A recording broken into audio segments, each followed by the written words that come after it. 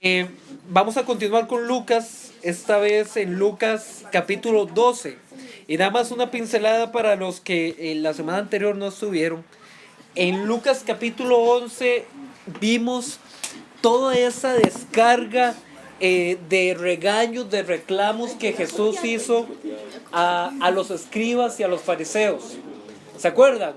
Vimos que hubo un fariseo que se atrevió a hacer algo diferente, a invitar a Jesús a su casa a comer, pero que ese fariseo se quedó muy sorprendido de ver que Jesús entró a comer y no cumplió el ritual de lavarse las manos. Ellos habían inventado un ritual en el cual había que lavarse las manos 7 veces y hacer una oración, y si no se hacía no se podía comer. Jesús se sentó y a lo que vinimos, a comer, y ellos se escandalizaron de eso. Y Jesús entonces comienza a decirles cómo es que ellos lo único que buscan es la aceptación superficial, la aceptación de lo que está fuera del plato, y no se preocupan por lo que está dentro del plato. Entonces, ¿recuerdan cómo terminó esa escena? ¿Alguno que me haga el favor de leer los últimos 2 versículos de Lucas capítulo 11? Que era el versículo 53 y el versículo 54, si no me equivoco. ¿Alguno que gusta leerlo? Sí, terminando.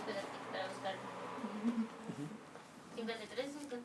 Sí, eso es Jesús saliendo a la casa del fariseo.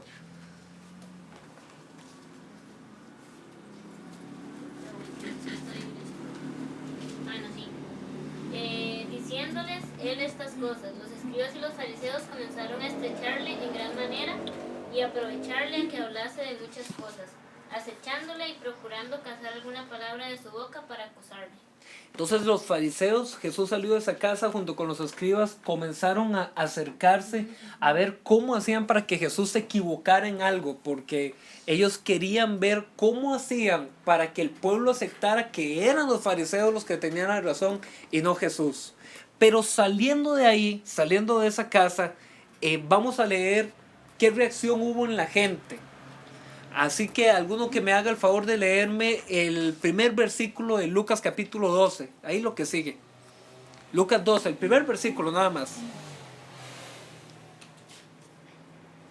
¿Alguno? En gusta? eso, Dale, dale. Sí.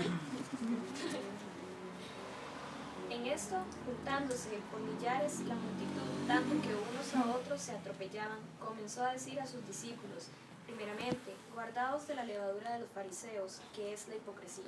¿Alguno con una versión diferente? ¿cuál versículo? El 1. Mientras muchísimas personas rodeaban a Jesús y se atropellaban unas a otras, él les dijo a sus discípulos: tengan cuidado de las mentiras que enseñan los fariseos. Ellos engañan a la gente diciendo cosas que parecen verdad. Buenísima. La tuya decía muchísima gente y la tuya millares. Entonces, Jesús va saliendo a la casa del fariseo. La primera situación que sucede es que los fariseos comienzan a ver y hacerle preguntas y a ver cómo se equivocan. Pasa eso y Jesús continúa caminando junto con sus 12, que eran los que andaban más cerca de él. ¿Y qué dice la escritura? Que comenzó un montón de multitud a acercarse. ¿Ustedes se acuerdan lo que pasó en Lucas 9? Los primeros versículos de Lucas 9. Pueden voltear sus Biblias unas páginas atrás y revisar qué pasó en los primeros versículos de Lucas 9. Se había dado autoridad a los discípulos. Exacto, autoridad para, básicamente, predicar el reino de Dios. Entonces, ya esos discípulos que andaban ahí con Jesús, ellos tenían autoridad de parte de Jesús. Es más, ¿se acuerdan lo que pasó en Lucas 10? También los primeros versículos, pueden repasarlo. ¿Ah? No, fue un poquito más atrás. En el 10 fue la misión de los 70. Los envía y esa gente hizo de todo en el nombre de Jesús, ¿cierto? que sanaron también. Sanaron, había liberación de espíritus y demás, un montón de cosas, y ellos llegan muy, muy contentos a decirle a Jesús: Jesús, los espíritus se sujetan en tu nombre, y el Señor los regaña y les dice: no, alégrense de que su nombre está escrito en el reino de los cielos, ¿verdad? Entonces, ¿quiénes eran esos discípulos ahí en ese momento? Era gente que ya había recibido autoridad de Dios y era gente que ya había hecho cosas en nombre de Dios. ¿Dónde estaban ellos en este momento de la misión de los 70 y de que Él les dio poder, autoridad? en Lucas 9. Estoy haciendo un poquito de memoria de lo que hemos estado viendo los últimos meses. En Lucas 9, ¿dónde estaban Jesús y sus 12 discípulos? ¿Dónde estaban geográficamente? En Galilea. Estaban en Galilea, y Galilea queda al norte de Israel. Pero Jesús, después de que Pedro le dice, tú eres el Hijo de Dios, taca, les dice, yo ahora tengo que ir ¿a dónde? A Jerusalén, tengo que ir al templo y ahí me van a rechazar. Entonces, a partir de Lucas 10 hasta que Lucas termina en el capítulo 26, lo que encontramos es las cosas que suceden en el viaje del norte de Israel, donde está Galilea, hacia el sur, que está Judá, donde está el templo de Jerusalén. Entonces, ¿quiénes son estos discípulos? Ahora vayamos de nuevo a Lucas 12. ¿Quiénes son estos discípulos en este momento de Lucas 12, versículo 1? Es gente que ya han dado con Jesús 2 años, más o menos. Es gente que ya recibió autoridad de parte de Jesús. Es gente que ya ha participado en la misión. Y de pronto, ¿cuánta gente hay alrededor de Jesús y de ellos? Millares, muchísima gente. ¿Qué habrá visto Jesús en los discípulos, en ellos? Que el consejo que Jesús les dijo fue, chicos, no se hagan como los fariseos. Quiero como que se imaginen un poquito la escena. Hay muchísima gente alrededor de Jesús y están los 12. Y de pronto Jesús les dice, no sean como los fariseos. ¿Qué cosas creen ustedes, imaginándonos un poquito, que Jesús pudo haber visto en esos discípulos como para darles ese consejo? ¿Perdón? ¿Perdón? No, creo que escuché algo muy bueno. Yo diría que autoridad y poder. ¿Tú crees? El poder corrompe. Ah, bueno. ¿Alguna otra? Absoluto corrompe. Tal vez como que se les iba a subir a la cabeza a los maes, digo. Si no es que ya se les había subido bastante. ¿Ah? Tal vez iba por ahí. Ve qué interesante. De hecho, todo el cuadro, y van a ver los versículos siguientes, me hacen a mí pensar que estos discípulos de pronto dijeron, claro, Jesús, el descendiente del trono de David, vamos para Jerusalén, a Jesús lo van a hacer rey, y aquí vamos, ya somos un montón de gente, vea qué montón de gente. Imagínense a Juan hablando con Pedro y con Mateo, vea qué montón de gente. Y de pronto Jesús se voltea y les dice, muchachos, no sean como los fariseos. No se dejen contagiar, la versión Reina Valera dice, por la levadura de los fariseos. Alguno que ahora sí lea el versículo 1, 2 y 3 de Lucas 12. En eso, juntándose por millares la multitud, tanto que unos a otros se atropellaban, comenzó a decir a sus discípulos primeramente, guardaos de la levadura de los fariseos, que es la hipocresía. Porque nada hay encubierto que no haya de descubrirse, ni oculto que no haya de saberse.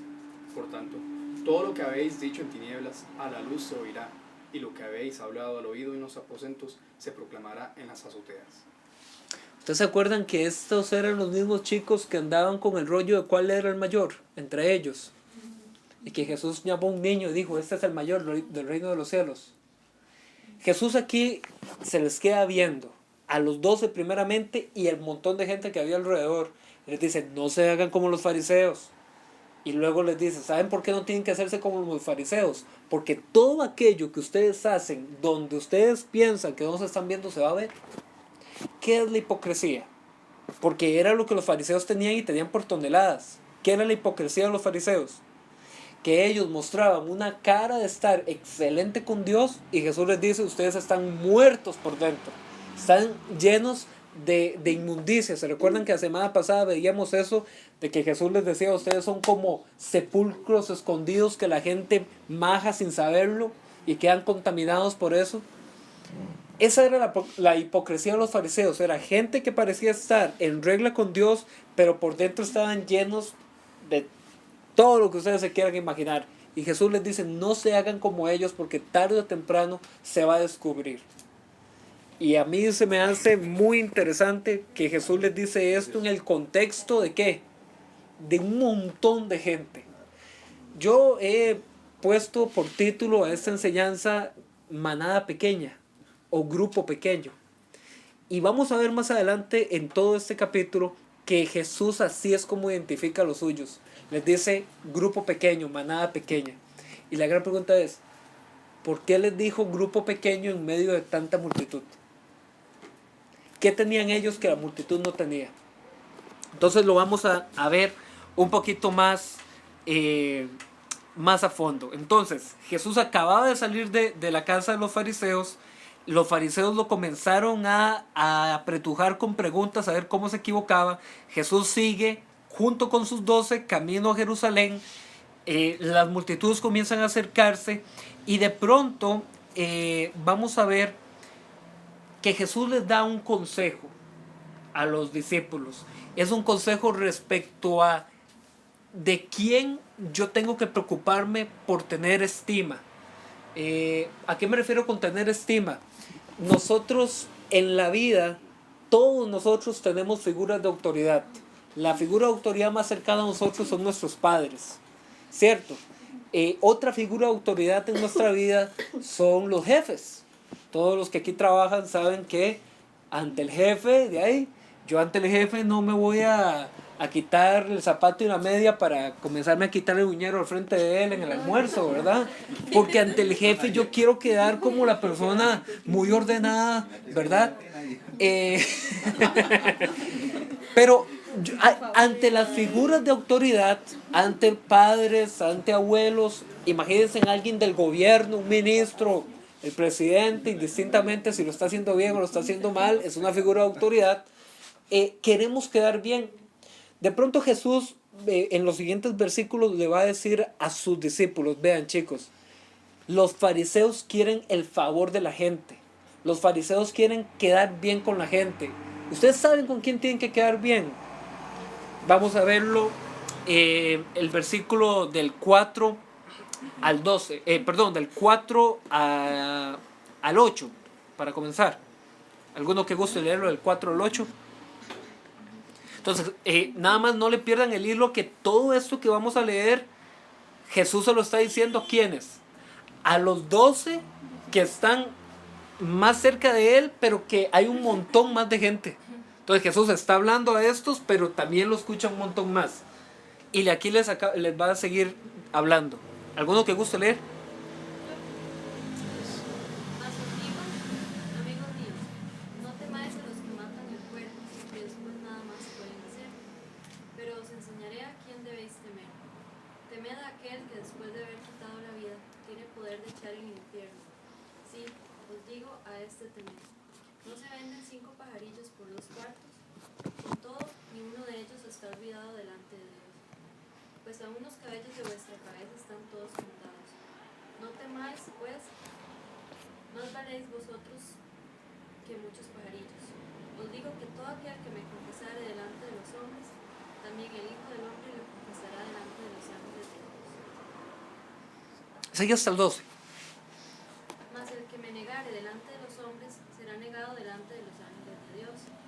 A todo aquel que dijere alguna palabra contra el Hijo del Hombre, le será perdonado. Pero al que blasfemare contra el Espíritu Santo, no le será perdonado. Cuando os trajeren a las sinagogas y ante los magistrados y las autoridades, no os preocupéis por cómo o qué habréis de responder o qué habréis de decir, porque el Espíritu Santo os enseñará en la misma hora lo que debéis decir. Casi nada. Jesús les está dando consejos y el primer consejo que les dice es no sean como los fariseos, no se hagan como los fariseos. ¿Por qué Jesús no quiere que seamos fariseos? Porque los fariseos son unos grandes hipócritas. Luego Jesús les dice, ¿saben una cosa? No se preocupen por la gente que solo puede matar el cuerpo. Realmente preocúpense por aquel que tiene el poder, no solo para quitar la vida, sino para después de haber quitado la vida, poder inclusive mandar el castigo eterno. A ese ténganle miedo, refiriéndose a Dios. Los fariseos buscaban quedar bien con la gente. Jesús dice, ustedes tienen que quedar no bien con la gente en primer lugar, tienen que quedar bien con Dios en primer lugar. Y luego comienza a decir esto de los pajarillos. No sé si entendieron a qué se refería. ¿O alguna vez se han hecho la pregunta en qué tiene que ver esto de vender pájaros con nosotros? En aquel entonces los pájaros eran de todos los animales que se vendían los más despreciados porque eran los más baratos. De hecho, si ustedes recuerdan, una de las ofrendas que había que presentar para tener perdón de los pecados era un cordero. Pero cuando la gente no tenía suficiente dinero para comprar un cordero, la ley decía, lleve una paloma. Y todavía, si no tenía suficiente dinero para la paloma, lleve un poco de trigo, lleve un poco de harina, pero lleve algo. Jesús aquí está diciendo, hay 5 pajarillos que se venden por 3 monedas. Aún de esos pajarillos que se venden por 3 monedas, que para ustedes son insignificantes, Dios vela por ellos. ¿Cuánto más no velará por ustedes? Pero, luego dice Jesús, todos ustedes que me confiesan a mí delante de los hombres, también yo le confesaré. Todo el que me niegue, yo lo negaré. Y luego Jesús pone aquí un tema que ha servido para sacar un montón de especulaciones, un montón de ideas, que es que llega y dice, si ustedes hablan en contra mía, se las perdono. Si hablan en contra del Espíritu Santo, están listos. Entonces la gran pregunta es, ¿qué es hablar en contra del Espíritu Santo? Para no hacerlo, ¿cierto? Entonces, hay como 3 ideas de lo que eso significa en todo el contexto de lo que hemos estado viendo de Lucas. Pero yo quisiera refrescar un poquito la memoria con Lucas capítulo 11, una página atrás, versículos del 14 al 20. ¿Se acuerdan cuando Jesús liberó a un muchacho que estaba endemoniado? Una página atrás de lo que ustedes tienen. Lucas capítulo 11, versículo 14. Dice así: Jesús expulsó a un demonio que había dejado mudo a un hombre. Cuando el demonio salió, el hombre empezó a hablar. La gente estaba asombrada por lo que hizo Jesús, pero algunas personas dijeron, Jesús libera a los demonios a la gente porque Belcebú, el jefe de los demonios, le ha dado el poder para hacerlo. Otros querían ponerle una trampa a Jesús, por eso le pidieron un milagro que demostrara que había sido enviado por Dios. Jesús se dio cuenta de lo que pensaban y les dijo, si los habitantes de un país se pelean entre ellos, el país se destruirá. Si los miembros de una familia se pelean entre sí, la familia también se destruirá. Y si Satanás lucha contra sí mismo, destruirá su propio reino. Ustedes dicen que yo expulso a los demonios por Satanás. Si eso fuera verdad, entonces, ¿quién les da poder a los discípulos de ustedes para echar fuera demonios? Si ustedes me responden que es Dios quien les da ese poder, eso demuestra que están equivocados. Y si yo echo fuera a los demonios por el poder de Dios, eso demuestra que el reino de los cielos ya está aquí. Entonces, una primera respuesta sobre qué significa la ofensa al Espíritu Santo que no va a ser perdonada, en ese contexto era decirle a Jesús, Jesús, lo que usted hace lo hace por obra de Satanás y no por obra de Dios. Afirmar tal cosa en esa época delante de Jesús era básicamente ponerse la soga al cuello. Básicamente, el texto así lo dice. Decir que cuando Jesús sanaba, que cuando Jesús hacía un milagro, era Satanás en él y no Dios. Jesús dice, usted no solo me está ofendiendo a mí, está ofendiendo al Espíritu Santo de Dios. ¡Listo! Mis queridos amigos y chicas, amigas, este es uno de los poquísimos lugares en la Biblia en las que ustedes van a encontrar que Jesús o Dios en el Antiguo Testamento se refiere a algún pecado en forma definitiva, en forma que el que haga esto está listo. Este es uno de los poquísimos lugares donde aparece. Pero mis hermanos, déjenme decirles que esto primeramente tiene cumplimiento ¿cuándo? Con Jesús al frente, hace 2000 años, con Jesús al frente, como Jesús sanaba, como Jesús multiplicaba el pan y lo repartía, como Jesús hablaba a la gente y la sanaba. Ser testigo de todo eso y decir que era obra de Satanás, Jesús dice, no, usted está listo.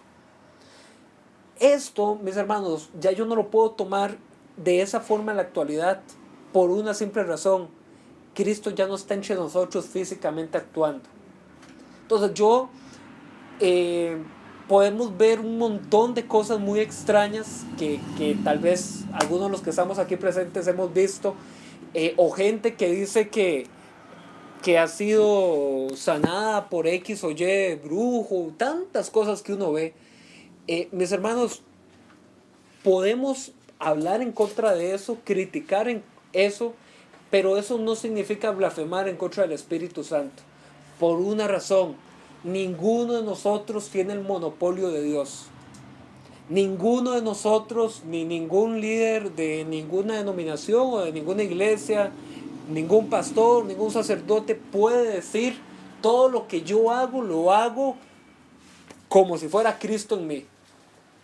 Ninguno de nosotros podemos hacer eso, por una simple razón: somos seres humanos que aún estamos aquí luchando con el pecado. ¿Tenemos al Espíritu Santo? Sí, pero seguimos luchando con el pecado. Así es que ninguno de nosotros se puede poner a la estatura de Jesús y decir: yo hago esto, yo hago lo otro en nombre de Dios, y si alguien me critica es la blasfemia contra el Espíritu Santo. Eso aplicaba primordialmente para Jesús hace 2000 años. Ver a Jesús sanar y decir que eso es Satanás, listo. Significa por eso que en la actualidad vamos a estar ofendiendo a las personas de forma no cristiana.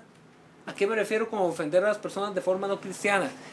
Will puede creer algo y yo puedo creer algo completamente diferente a él, y eso a mí no me da derecho de ir a él y maltratar todas sus ideas, todos sus sentimientos, solo para yo demostrarle que estoy en la razón. Si Dios me lo permite y con mucho tacto, con mucha sabiduría, puede acercarme a William y poder enseñarle con la Biblia que realmente, qué sé yo, voy a poner un ejemplo. A mí no me gusta hablar de la gente, pero voy a poner un ejemplo para que me entiendan a lo que me refiero. Hay un canal cristiano, entre comillas, que es como Ofertel. ¿Saben qué es Ofertel? Todos. Entonces en Ofertel usted dice: quiero esa caminadora que me promete bajar 10 kilos en una semana. La quiero. Entonces llamo y la compro. Hay un canal donde sale un señor canoso que vende arena del monte Gólgota, donde Jesús fue crucificado, y te la vende. Bolsitas con arena del monte Gólgota para bendición en su casa. ¿Ven a lo que me refiero? Ese tipo de cosas no tienen nada que ver con Dios, absolutamente nada que ver con Dios, de la forma en la cual la Biblia nos enseña a Dios. Ahora, me encuentro con William, tengo 3 años de no ver a William, y llega William muy contento, muy entusiasmado, y me dice: Cristian, tengo la arena en mi casa, ahí debajo de la almohada, tengo la arena del monte Gólgota. Entonces, yo tengo dos opciones, ¿verdad? Burlarme en la cara de William, tratarlo mal, llamarlo ignorante, taca, lo que sea. Esa es una opción. O puedo: William, en serio, ¿y cuánto le costó? Y desvío un poco el tema y comienzo poco a poco a mostrarle a Will que tener ese tipo de posesiones en mi casa no me garantizan nada con Dios. Entonces yo tengo dos formas de hacerlo: de una forma cristiana o de una forma que completamente lo que quiere es maltratar a la persona. Entonces sí, tenemos que decir la verdad, y no por eso tener el miedo de decir: no le puedo decir a la persona esto porque es blasfemar contra el Espíritu. No, pero mis hermanos, hay que saberlo decir, porque yo no gano nada en humillar a una persona y perderla para siempre, mi amistad con él, la confianza con él, y a la larga él sigue con la arena al monte Gólgota y yo perdí a un amigo al que le pude haber enseñado mucho y él enseñarme a mí. Entonces vivamos en paz, vivamos tranquilos, pero no vivamos obsesionados con señalarle a la gente todos los errores, y a la larga me voy a quedar solo porque yo también estoy lleno de errores. ¿Y qué? ¿Verdad? Entonces tengamos la humildad, tengamos el amor cristiano, el amor de Cristo Jesús, que con la gente más pecadora era hiper recontra misericordioso. ¿Con quiénes era durísimos? Lo vamos a ver, y ya lo comenzamos a ver la semana pasada con los fariseos. A eso sí no les perdonaba nada. ¿Por qué era tan duro? Porque eran hipócritas. Y eso es lo que Jesús no quiere para sus discípulos. Ok, Jesús sigue hablando con la gente y con los 12, y de pronto, de la nada, no me explico yo, imaginándome un poquito toda la escena, yo no me explico cómo este hombre de pronto se queda escuchando a Jesús hablar de hipocresía, a Jesús hablar de la blasfemia contra el Espíritu Santo, y llega de pronto y le dice: Jesús, tengo un problema de dinero con mi hermano, ayúdeme. Pero lo hizo, se animó. Así es que alguno que me ayude a leer del 13 al 15. Lucas 12, del 13 al 15. Le dijo uno de la multitud: Maestro, di a mi hermano que parta conmigo la herencia. Pero él le dijo: Hombre, ¿quién me ha puesto sobre vosotros como juez o partidor? Y él le dijo: Mirad y guardaos de toda avaricia, porque la vida del hombre no consiste en la abundancia de los bienes que posee. La gente en aquellos años, que evidentemente no existía como en la actualidad, hablar de una sala primera, una sala segunda, una sala tercera, una sala cuarta, ellos no tenían legislación. Entonces lo que la gente hacía era que cuando tenía problemas de herencia, problemas financieros, acudía a los rabinos, para que los rabinos estudiaran la situación y dictaminaran: tanta plata le corresponde a usted y a usted no le corresponde nada. Por una razón: en aquel entonces, dentro de la cultura hebrea, quien heredaba, ¿quién era? El hijo mayor. Y pare de contar. Entonces aquí no da la Biblia mucho detalle de qué problema había entre esos hermanos, pero muy posiblemente era un problema de ese tipo, de que alguno de los dos era el mayor y tenía derecho más dinero que el otro, y el otro le exigía. Y de pronto Jesús está hablando de hipocresía, Jesús está hablando de fariseos, y este hombre se anima, se hace espacio entre la multitud y le dice: Maestro, ayúdeme con esto. Jesús le dice: Muchacho, pero ¿quién me ha puesto a mí aquí para venir a ustedes a arreglarle los problemas financieros familiares? La misión de Jesús era otra completamente, pero esa intervención de ese hombre sirvió para que Jesús comenzara a hablar respecto a cómo nosotros tenemos que tener un anhelo, una ambición respecto a todo lo que son recursos materiales. ¿Cómo eran los fariseos monetariamente? La semana pasada lo decía. ¿Quién se acuerda? De plata. Sí, plata. Completamente. Los fariseos eran multimillonarios. Para ellos ser pobre era una maldición. Para ellos ser pobre era un ejemplo de que la maldición de Dios estaba sobre ese pobre. Entonces ellos no movían un dedo para ayudar al pobre. Jesús de pronto, chicos, todo este capítulo, lo que vamos a ver es Jesús diciéndole a los discípulos: no sean hipócritas como los fariseos. Todo el capítulo, van a ver. Entonces, lo primero que les dijo: no sean hipócritas respecto a sus pensamientos más ocultos. Lo que usted piensa que se dijo en las tinieblas va a ser expuesto desde los techos. Luego les comienza a decir: tengan mucho cuidado, no sean como los fariseos, que vieron en el capítulo anterior, que los fariseos decían: por Belcebú es que hace la liberación. No sean como los fariseos, no piensen que lo que yo hago es por obra del demonio. Eso fue lo segundo. Y lo tercero, le dice a sus discípulos: no sean como los fariseos que solo se preocupan por lo material, no sean así. Alguno que me lea una buena sección, porque es todo el mismo tema hasta el versículo 40.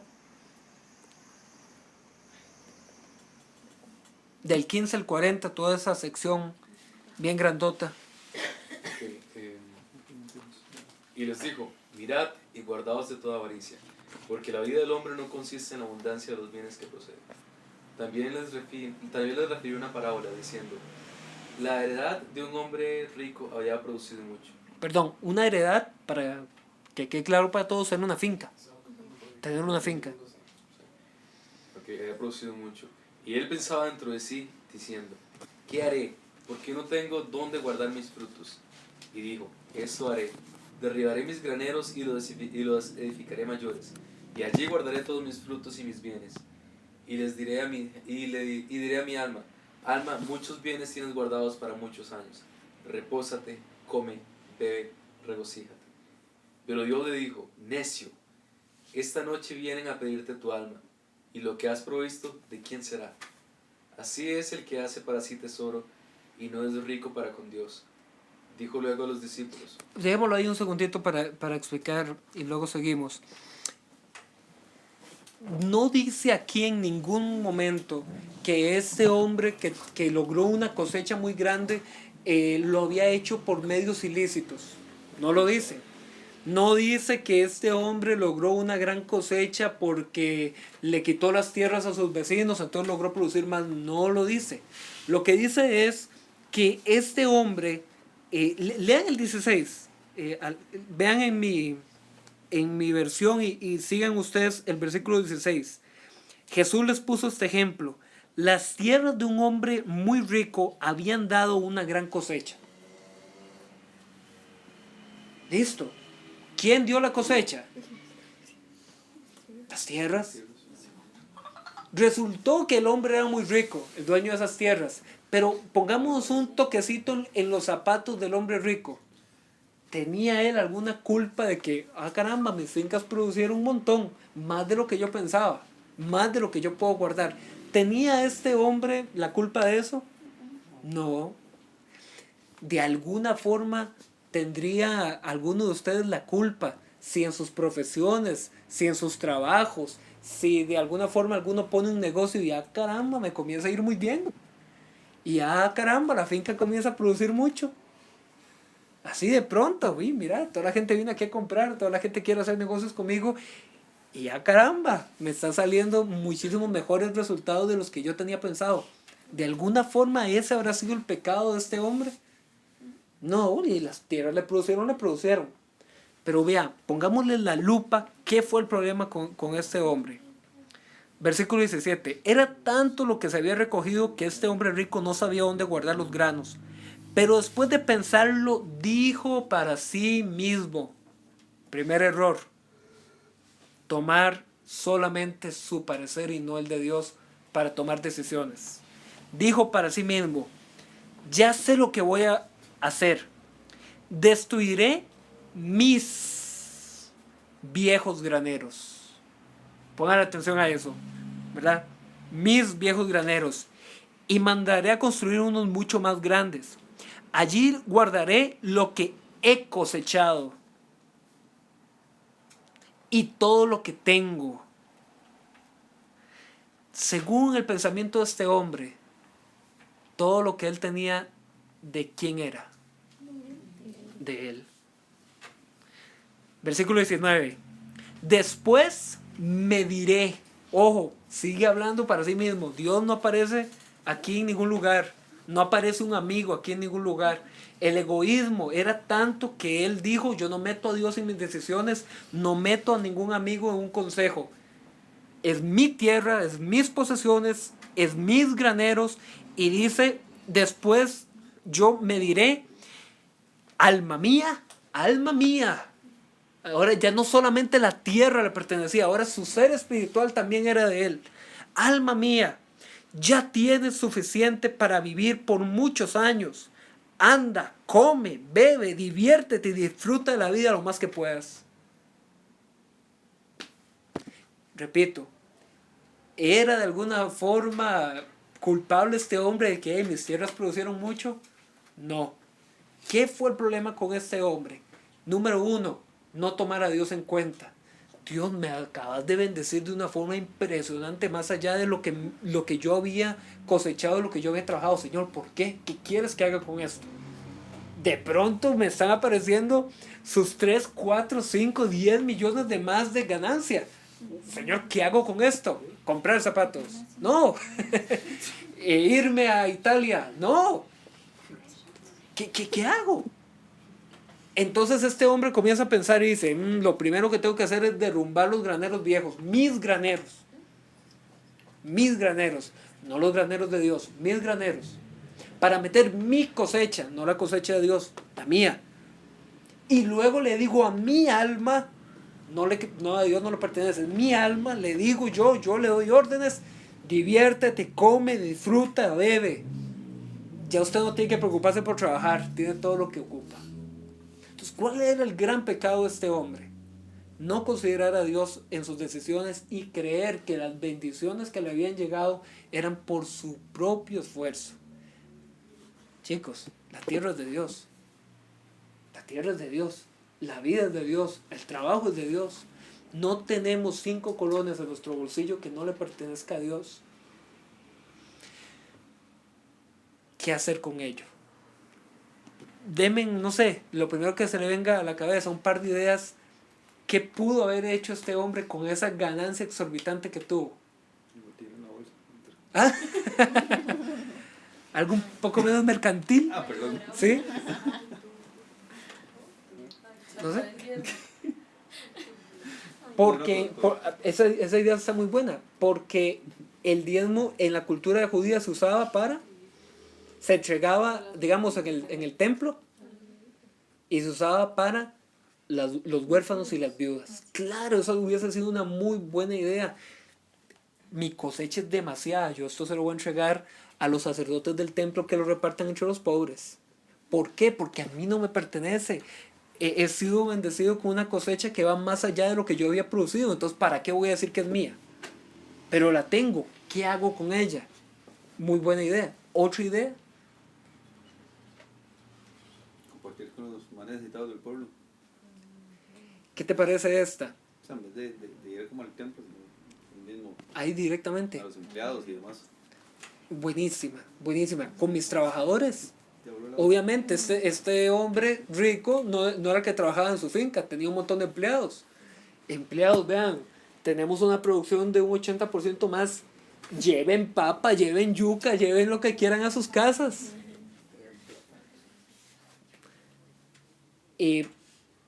Estaba esperando a ver si a alguno se le ocurría, porque fue algo que mencioné hace meses. Pero les voy a refrescar la memoria. ¿Recuerdan aquel enredo del año del jubileo? Sí. Sí, ¿qué te acuerdas? Que era, bueno, ¿era de los 7 años o de los 50? No, 7 años. Sí. Sí, que 7 años tenían que trabajar y los otros 7 años no tenían que trabajar porque todo lo que tenían era para mantenerse esos 7 años, algo así. ¿no? El 7º año nada más. Sí, sí, Ellos trabajaban, Dios mandó una ley de jubileo para el pueblo judío que era trabajen 6 años. Ah, sí. Yo voy a bendecir el 6º año. Dios dijo en el Antiguo Testamento, ahí lo pueden revisar por ahí de Deuteronomio 25 y demás, o Levítico 25 por ahí. Yo voy a bendecir la cosecha del 6º año de tal forma que dejen descansar a los esclavos, a las bestias y a la tierra el 7º año y tranquilos, no se preocupen, porque ese es un año que yo voy a bendecir tanto la cosecha que el 7º año va a ser jubileo. Y además de eso tienen que perdonarle a todo el mundo las deudas y tienen que liberar a los presos y un montón de cosas el año del jubileo. Imagínense en este hombre, qué bien que le hubiese dicho a sus empleados: hermanos, el Señor nos ha bendecido como en el año del jubileo, nos vemos en un año. Y es más, siempre que tengan necesidad de los productos que aquí cultivamos, vengan y los agarren, ni me pidan permiso. Y para eso era la cosecha extra. Pero, ¿cómo le termina la vida a este hombre? Versículo 20. ¿Se acuerdan que la semana pasada yo mencionaba de qué significaba la palabra necio? Y que no era terco, ¿verdad? ¿Se acuerdan que era necio? Que era así, exacto, imbécil, era una forma así de decir, pero tarado. ¿Y se acuerdan que fue que Jesús le dijo a los fariseos necios? En el capítulo anterior. Vean el versículo 20, alguno que le guste leer. ¿Alguno con el 20? Pero Dios le dijo: necio, esta misma noche perderás la vida, y lo que tienes guardado, ¿para quién será? Así le pasa al hombre que amontona riquezas para sí mismo, pero es pobre delante de Dios. El capítulo anterior era Jesús quien le dijo necios a los fariseos. En este Jesús dice, Dios le dice a ese necio. ¿Se imaginan a Dios? ¿Ustedes se imaginan así a Dios? No, ya estoy hablando en plan. Es que la gente a veces yo pienso que se imagina a Dios como a Barney. Te quiero yo, ¿verdad? y abazo. Vean, esto que les voy a enseñar no tiene mucho que ver con el tema, pero para mí es muy importante porque tiene que ver mucho con la forma en la que pensamos a Dios. Nada más, o sea, esto que voy a hacer es un paréntesis, no tiene mucho que ver con lo que estoy diciendo, pero solo para que se hagan una imagen un poquito más amplia de Dios, busquen el Salmo número 2. Y en serio, leamos esto y digamos, ¿Dios es así? Sí, Dios es así.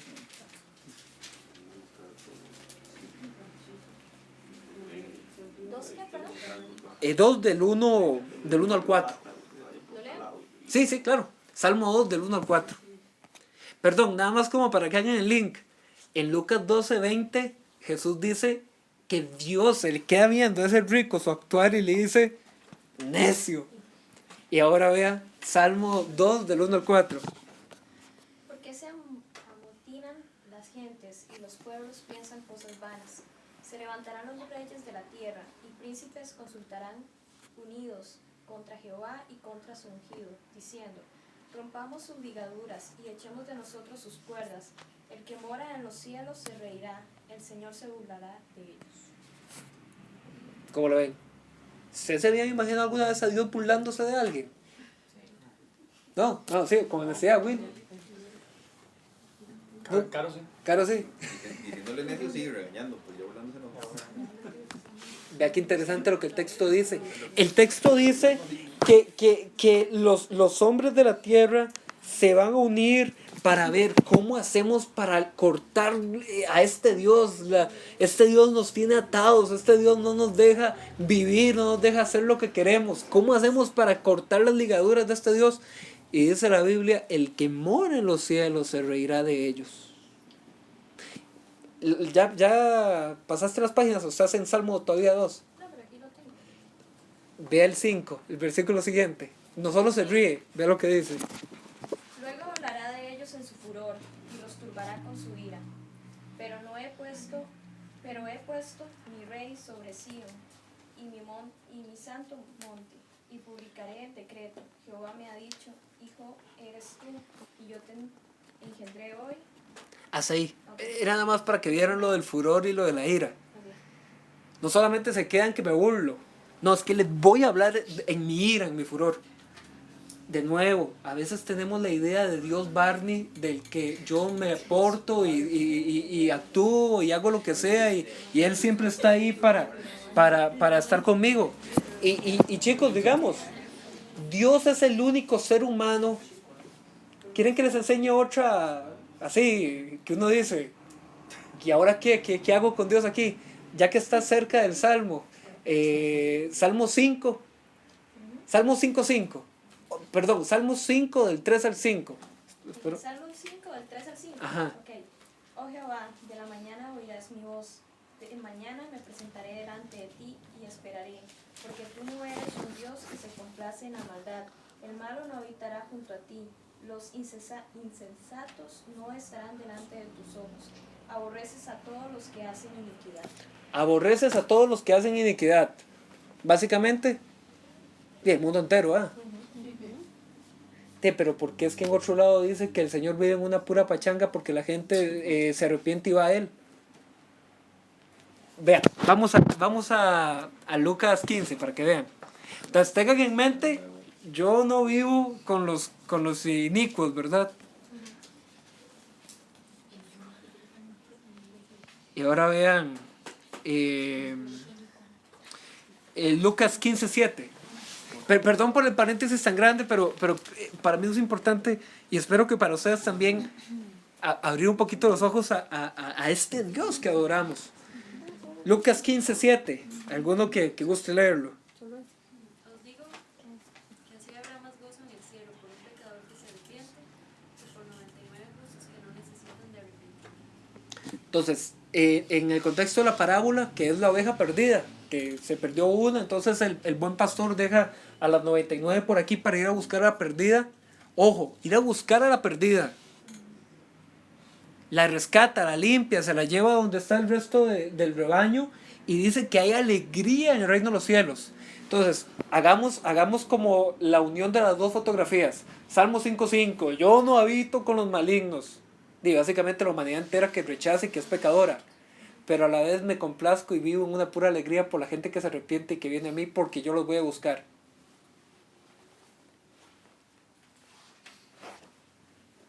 ¿Cómo calza eso? No calza.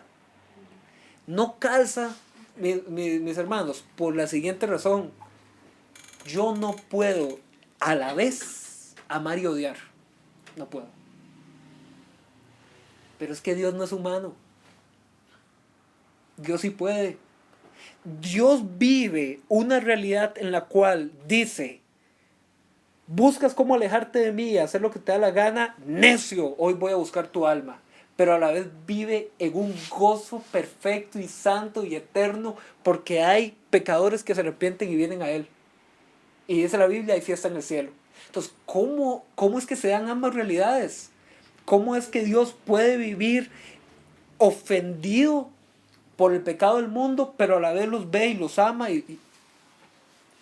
Muchachos, no hay forma de entender eso. Porque es Dios. Dios es incomprensible. Dios es más grande que todas nuestras mentes trabajando juntas. Dios llega y me sorprende. Dios llega y dice: ¿usted cree que me conoce? Usted no me conoce. Venga, pero venga, sígame, conózcame. Ese es Dios. Yo a Dios no lo puedo encerrar en una cajita y decir, por eso les decía, el Dios Barney. Ay, es que Dios me ama y Dios está aquí para perdonarte siempre, no importa lo que has hecho. Bueno, la Biblia dice que todo eso es cierto, pero también dice que lo has ofendido y que Él, en medio de esas ofensas, trae castigo. Entonces, ¿cómo hago para vivir las dos cosas a la vez? ¿Saben cómo? Yo sé que me estoy desviando un poquito, pero creo que es importante. Si no, después terminamos el tema del fariseo y el discípulo. Pero chicos, vean, le estoy buscando y buscando y buscando. Y sí o no, todos aquí podemos decir, yo entre más le busco, más pruebas y más problemas y más tentaciones y más cosas. Entonces, ¿cómo es que un Dios que me promete, venga, venid a mí los que estéis cansados y cargados, que en mí tendrán consuelo, pero de pronto le comienzo a cargar de tentaciones y de pruebas y de dificultades? Así es como experimentamos a Dios. Yo tengo que ser consciente, y si nunca lo hemos sido, yo los invito a que abramos los ojos a esa realidad. Yo tengo que ser consciente de que toda mi vida y todos los días ofendo a Dios. Y que por cuanto lo he ofendido, merezco castigo. Pero también tengo que ser consciente de que Cristo, a pesar de todo eso, a pesar de mis errores, mis pecados, me ama y se entregó por mí. Y por lo tanto, me abrió una puerta de gracia para accesar al Padre libremente. Entonces, yo voy a querer accesar al Padre y me voy a mover hacia Él, pero a la vez que entiendo que lo sigo ofendiendo. ¿Me voy a entender? Sé que es un poquito como, pero ¿sabes? Yo pensé que ya yo había sido perdonado, que ya no tenía problemas. No, todo lo contrario. Gracias, Señor. Gracias. Sí. Entonces, ¿cómo valorar esas dos realidades? Chicos, no le busquemos la quinta pata al gato. No se puede decir cómo puedo yo entender un Dios perfecto de amor, pero que también está preparando un juicio final para todos aquellos que lo rechazan. No es contradicción, no es que la Biblia se contradiga, sino que la Biblia lo que está haciendo es intentar poner en palabras, vean qué difícil, intentar poner en palabras a un Dios que es completamente universal, superior, infinito, todopoderoso. Cosa difícil poner en palabras. Entonces la Biblia describe aspectos de Dios para que nosotros nos rompamos la cabeza intentando descubrir este Dios maravilloso que adoro. Por eso es que, digamos, la gente que más me ha preguntado por estos temas, y en algún momento yo le he dicho que una de mis canciones favoritas es esa que se llama Furioso. ¿Se saben de cuál hablo? No. Furioso, crossover, no. Salvaje y dulce su amor. No. No, es una canción muy... Escuché sintetizador. De los 60 más. No. Vean. segundito. Marcos Witt.